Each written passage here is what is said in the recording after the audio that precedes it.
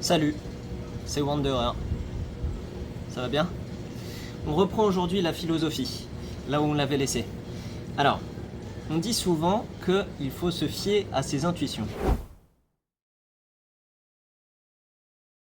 Et si ce n'était pas juste une phrase comme ça lancée en l'air?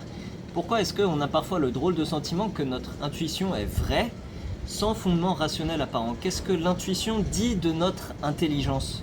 Dans cette vidéo, nous allons parler de l'intuition, de l'intelligence et de la connaissance des choses. Alors, souvenez-vous au dernier épisode, ça fait un moment déjà, nous avons défini la philosophie et donné sa place dans l'ordre des sciences. Là, on va parler rapidement de plusieurs notions préliminaires importantes sur la connaissance.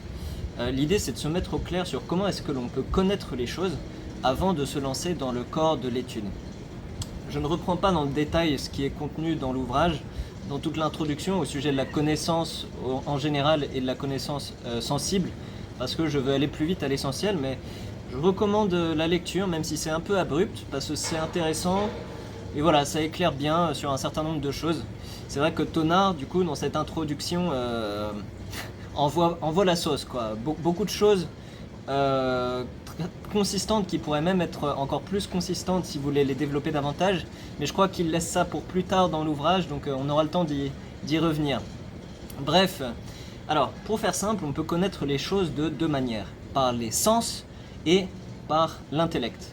La connaissance par les sens, c'est donc la connaissance sensible, la connaissance par l'intellect, la connaissance intellectuelle. Jusque-là, vous me suivez. L'objet de la connaissance sensible, ce sont des réalités concrètes, telle couleur, tel individu humain, telle odeur, telle sensation. La connaissance sensible permet de former des jugements singuliers et contingents. Par exemple, cet homme est petit ou ce mur est blanc. L'objet de la connaissance intellectuelle, ce sont des réalités abstraites. La couleur, l'homme, le homme, l'odeur, la sensation. La connaissance intellectuelle, du coup, permet de former des jugements universels et nécessaires. Donc par exemple, l'homme est un être raisonnable, ou l'énergie se conserve. On collecte des données d'abord par l'expérience sensible, puis c'est par le travail de l'intelligence, du ciboulot, que l'on parvient à la connaissance intellectuelle. Notre connaissance passe du singulier à l'universel par le travail de l'intelligence. Selon saint Thomas, l'intelligence est une vie, et c'est tout ce qu'il y a dans la vie de plus parfait. L'intelligence est la faculté de l'être. Elle prend, atteint et possède l'être. Elle nous renseigne sur les choses et nous indique ce qu'il y a d'être dans leur réalité. Un peu mystérieux tout ça, je vous l'accorde. L'activité de l'intelligence comprend plusieurs degrés. Le premier degré d'intelligence, le plus parfait, est celui de l'intelligence divine. Elle a pour objet propre son essence, dont elle n'est pas réellement distincte. On commence à attaquer pas mal de gros mots là. Donc l'essence, ça vient du latin esse, ce qui est. Dire quelle est l'essence d'une chose, c'est dire ce qu'elle est, en somme. Voilà. Je cite l'auteur. Dieu est l'idée subsistante qui se connaît elle-même et connaît en elle-même toutes les choses créées et possibles dont cette connaissance mesure le degré d'être. J'essaye maladroitement de reformuler un peu tout ça. En fait, Dieu connaît tout son être, ainsi que tous les êtres créés et possibles. C'est sa connaissance de son être qui permet de mesurer le degré d'être des créatures. C'est l'intelligence suprême. Le degré intermédiaire d'intelligence, ce sont les intelligences angéliques. Comme pour Dieu, l'intelligence de l'ange a pour objet propre son essence. Mais, à la différence de Dieu, l'essence de l'ange ne se confond pas avec son intelligence. Le troisième degré d'intelligence, le plus bas, c'est nous, c'est l'intelligence humaine. Son objet propre est imparfait. Il est tiré de l'expérience sensible. L'objet propre de l'intelligence humaine, eh bien, c'est les essences abstraites des choses matérielles. En fait, c'est par des raisonnements longs et fastidieux que l'intelligence de l'homme parvient à la connaissance de la vérité et de l'être. Je cite l'auteur, j'espère que ça peut clarifier un peu. Cette nécessité où nous sommes de puiser dans le monde corporel l'aliment de notre vie spirituelle est une suite logique de l'union intime réalisée par notre nature entre l'âme spirituelle et son corps.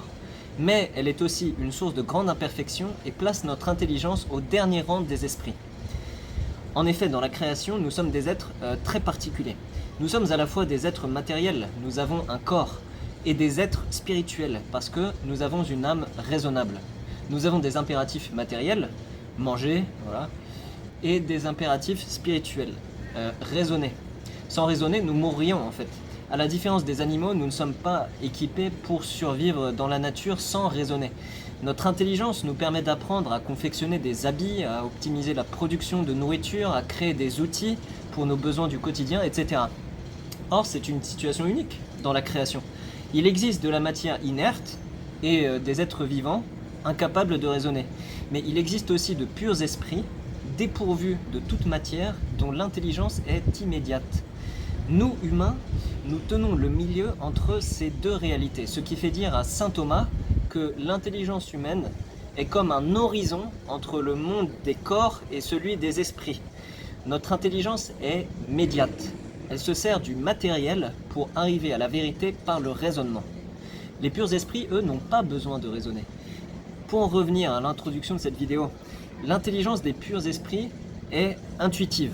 Je cite l'auteur. Dieu, par une intuition pure, identique à son essence, possède immuablement tout l'être, incréé et créé, avec toutes ses modalités.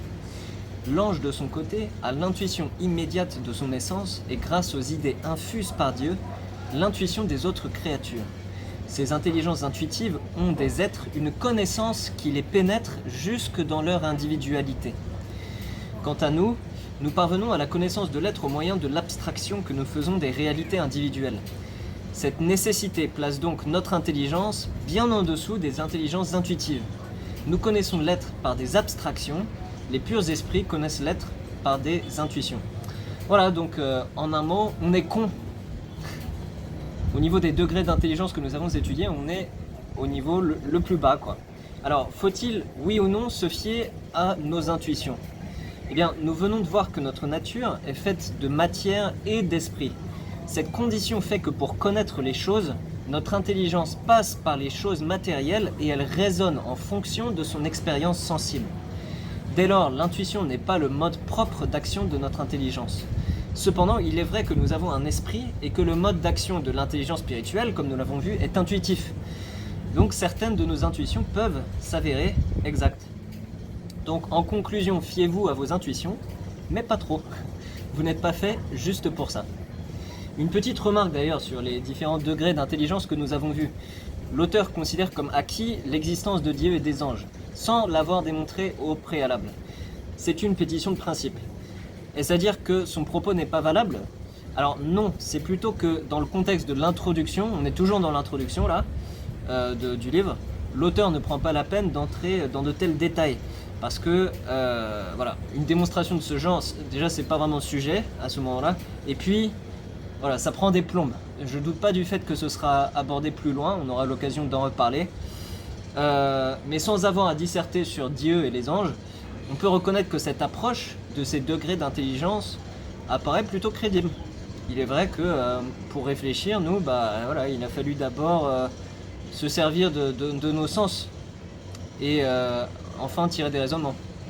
Par exemple, Newton, pour comprendre la gravitation, c'est quand il a reçu la pomme sur la tête que le raisonnement lui est venu. Il a fallu faire l'expérience de la gravitation universelle avant de pouvoir la formuler par l'intellect, quoi. Bon, dans l'épisode suivant, nous allons parler du pouvoir de l'abstraction. C'est justement comme ça que notre intelligence procède. Vous aimez les sandwichs ? Dans ce cas, je vous donne rendez-vous dans la prochaine vidéo. Je n'aurai pas de sandwich à partager, mais une nourriture intellectuelle qui est aussi très bonne et qui cale bien. Vous verrez, en plus c'est sain, c'est excellent pour la santé, un régal. Voilà, donc sur ce, c'était Wanderer. Prenez soin de vous, à très bientôt, ciao.